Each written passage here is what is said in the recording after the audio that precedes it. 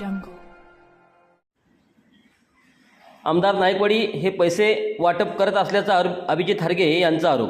नाईकवाडी आणि हरगे यांचे कार्यकर्ते एकमेकांच्या अंगावर धावून गेले. प्रभाग क्रमांक 20 मध्ये राष्ट्रवादी काँग्रेस अजित पवार पक्षाचे उमेदवार अथर नाईकवाडी यांच्यासाठी त्यांचे वडील आमदार इद्रिस नाईकवाडी हे त्यांच्या बंगल्यात बसून मतदारांना पैसे वाटप करत आहेत असा आरोप करत राष्ट्रवादी शरदचंद्र पवार पक्षाचे उमेदवार अभिजित हरगे यांनी त्यांचा जाब विचारला.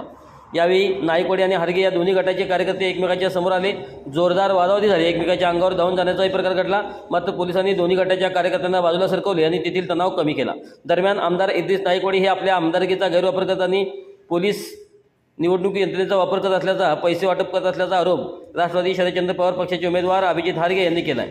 आकाश कांबळे यांनी निवडणूक अधिकाऱ्यांना याबाबत तक्रार देऊन सुद्धा 1.5 तास पोलीस आले नाहीत, म्हणून आम्ही या ठिकाणी परिस्थिती बघण्यासाठी गेलो होतो. उलट त्यांच्या कार्यकर्त्यांनी एका स्वयंघोषित युवा नेत्याने आम्हाला दमदाटी केली असा आरोपही अभिजित हरगे यांनी केला.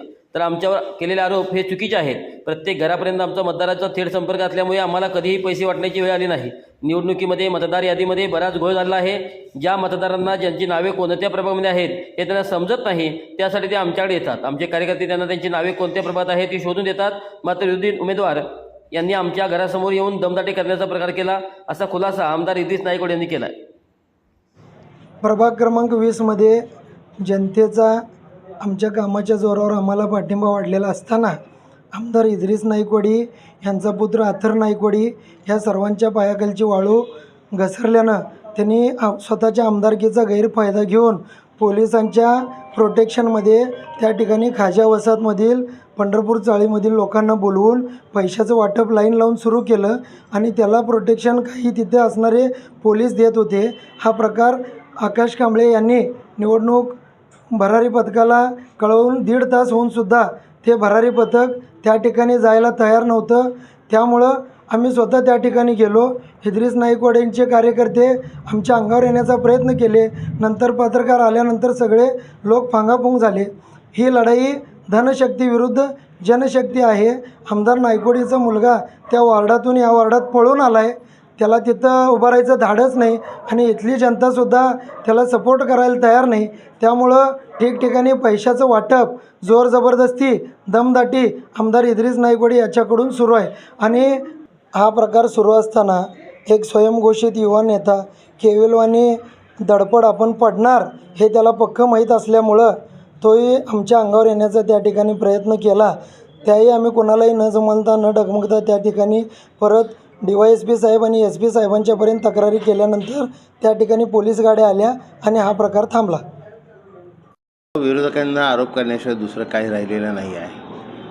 विषय असा आहे की आम्ही नाईकवाडी कुटुंबाची भूमिका या महापालिका निवडणुकांच्या संदर्भात या भागातल्या लोकांच्याकडे फार मोठ्या अपेक्षा असतात आणि म्हणून यावेळेला नाईकवाडी कुटुंबानं एक हक्काच्या वॉर्डात निवडणूक न लढवायचा निर्णय घेतला आणि दुसऱ्या वॉर्डात नाईकवाडी कुटुंबाचा एक सदस्य निवडणूक लढवत आहे.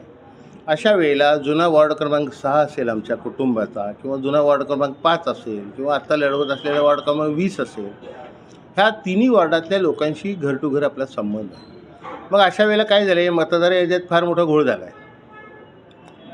जी लोक 5मध्ये राहतात त्यांची नावं 20मध्ये आली आहेत, 20मधली 6मध्ये आली आहेत, 6मधली 20मध्ये गेले, 5मध्ये असं इकड्या तिकडे झालेलं आहे.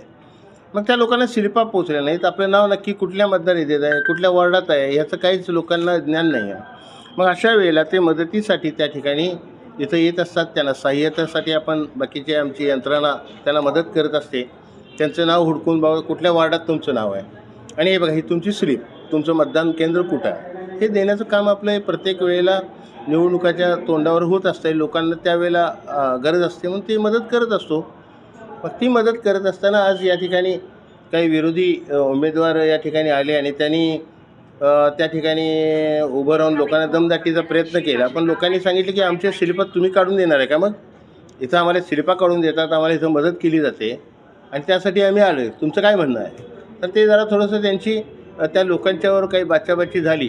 आणि एक आहे की शेवटी माझं घर आहे, तर तुम्ही माझ्या घरासमोर येऊन जर थांबायला लागला तर माझ्याही सुरक्षेचा प्रश्न तसा ऐरणीवर आहे. मी फार त्याची गाजावाजा करत नाही. आपल्याला माहिती आहे की माझ्यावर हल्ली करणं किंवा काय हे प्रयत्न सातत्याने असतात. त्यामुळं मला अलर्ट राहावं लागतं. म्हणून मी सांगितलं की बाबा माझ्या घरापुढे काय थांबू नका, तुम्ही आपलं कुठं जायचं असेल तिकडे जा, तुमचं काय असेल ते करा, माझं काही ऑब्जेक्शन नाही आहे.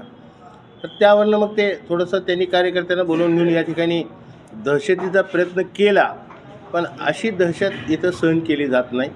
माझ्या कार्यकर्त्यांनी सुद्धा त्यांना चोख उत्तर दिलेलं आहे आणि त्यानुसार वार्डातलं वातावरण शांत राहावं हाच प्रयत्न आमच्याकडनं असतो.